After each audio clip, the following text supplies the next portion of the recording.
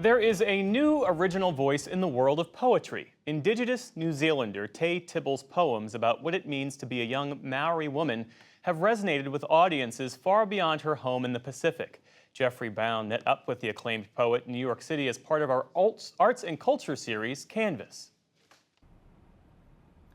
My ancestors ride with me. They twerk on the roof of the Uber as I'm pulling up late to the party. They gas me full tank and yas me in the mirror. Indigenous ancestors, mascara wands and glitter, all part of the world and work of Tay Tibble, a proud member of New Zealand's native Maori community. My ancestors ride with me. Don't tell me what they would do. I know them better than you. And I think it's really important, and it's kind of like my ancestral given duty to remember and learn our old stories and bring them forward, but at the same time, you know, I need to be telling new stories for our future generations and also for our ancestors too. I'm sure they like to hear what we're getting up to. The 28-year-old's poetry is deeply rooted in her Maori identity, but also her experience as a young woman navigating friendship, sex, contemporary life.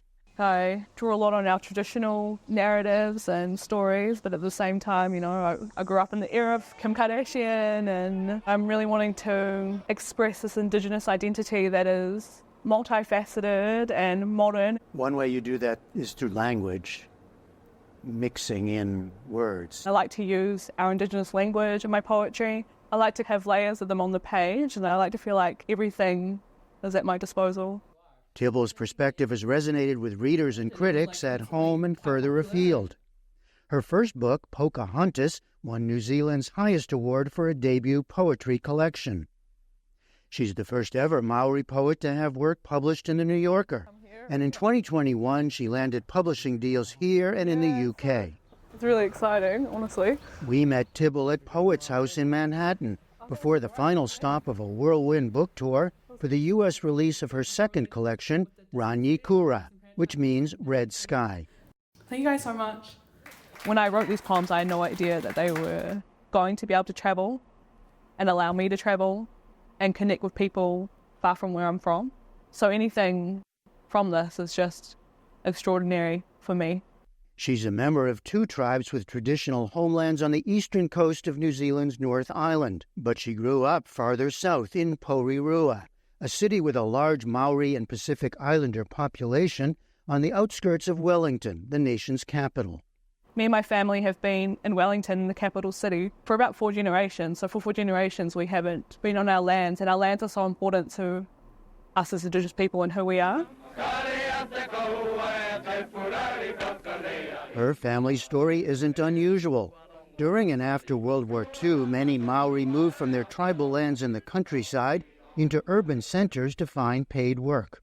The old ways of a simple rural life with the farm feeding the family are passing.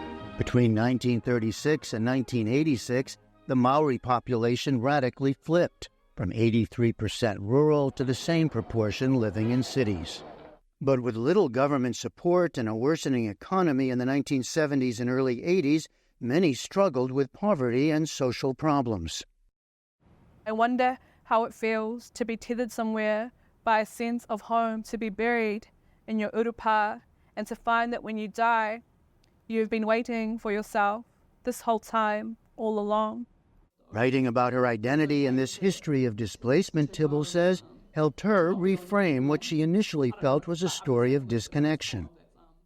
Yeah, it was colonization that definitely forced a lot of Māori to leave their traditional ways. I used to kind of think that was a sad story, but now I feel like that urban Māori identity or urban Indigenous identity is like just as valid as a traditional one. If I ask you who you are, do you say I am a New Zealander or a Maori or both? I would say I'm Māori, and then I would say I'm Pacifica or Polynesian or Tangata Moana, people of the Pacific Ocean.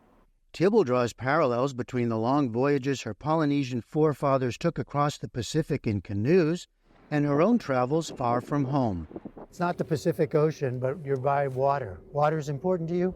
Water definitely serves a connector between islands, between places, but also between different histories and time.